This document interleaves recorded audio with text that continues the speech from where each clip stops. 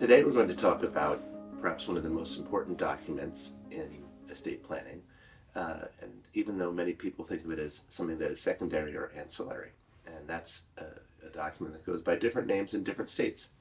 In some states, it's referred to as a healthcare proxy. In other states, a durable power of attorney.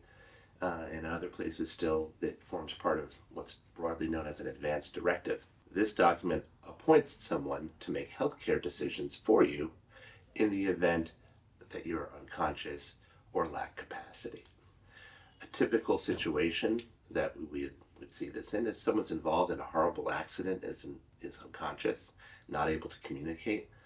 A loved one, friend, family member can be appointed to make decisions on your behalf. This document has critical importance in situations where the wishes that you have individually may be different from the default care that's provided under the healthcare system.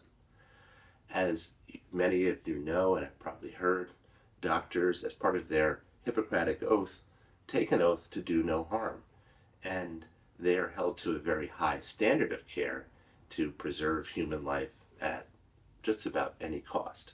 So, given that, the wishes that you may have if you're unconscious or horribly paralyzed in a devastating accident may differ vastly from the standards that are required of the medical community. Only if one of these documents is in place can the decisions and standards of the medical community be overridden. Why would you want to do that? In many cases, particularly as people get older or suffering from a terminal illness, they don't want extraordinary measures to be taken to continue their life further. And this is perhaps one of the most difficult and personal areas of the law. Here at our firm, we recognize that people come from very different backgrounds, and that these decisions can be informed by their religious faith, strongly held beliefs, philosophical considerations, and also financial considerations for themselves and their families. So that when you mix all of these things together with an aging relative or someone who's been in a very bad accident or is suffering from a terminal disease, it becomes a volatile cocktail of money, emotions, and strongly held beliefs.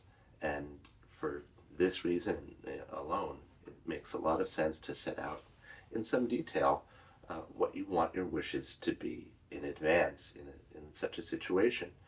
And to do this while you're in full possession of your faculties so that the healthcare proxy and the decisions they make can't be challenged. Many states provide form documents that are perfectly adequate in many situations, and in other situations they perhaps don't describe in enough detail the authority and the wishes of the person granting the proxy. So you want to be sure that the proxy that you sign is reflective of your wishes and gives very broad authority to the person who's you've chosen to carry out your wishes. In many cases, people naturally would name a spouse, and often they'll name a child as an alternate. You want to know, you want to consider beforehand the emotional fortitude of the person that you're naming as the proxy. And in a difficult situation, will they have the strength of will to carry through with your expectations, particularly if it involves end-of-life care and making healthcare decisions that could hasten your passing, absent other medical interventions. This is something to be thinking about in a serious way, even though it's not very pleasant to be thinking about before things happen, and to make sure that these documents are in place prior to something bad happening. The other thing you want to fill out along with this healthcare proxy is a document that is often referred to as a living will. I like to think of the living will as being the instruction manual for the person who holds the proxy. And the living will is an expression of what your wishes might be in an end-of-life care situation. For many people, they prefer palliative care that eases pain from any condition they may have or any illness or infirmity they may be suffering, rather than having their life prolonged artificially by increasingly greater medical interventions. So this living will document, in many ways, I think, helps to ease the burden of the decision maker, of the person who's transmitting your wishes and desires to a healthcare professional, by setting out very, very clearly under what conditions you do not want further medical interventions. In most instances, this involves declining various forms of life support in an extreme situation, so that if you're unable to live by your own means, artificial nutrition and hydration are removed and palliative measures are administered so that you're not in any pain.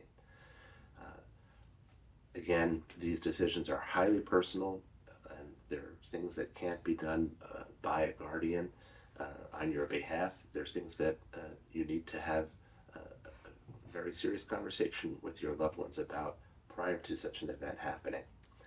Particularly today, as modern medicine has done a great job at extending our life, but not always extending the quality of our lives, it's really important to put these wishes in writing in a clear and concise fashion so that the people who you entrust with your healthcare can make the decisions that you would have made yourself.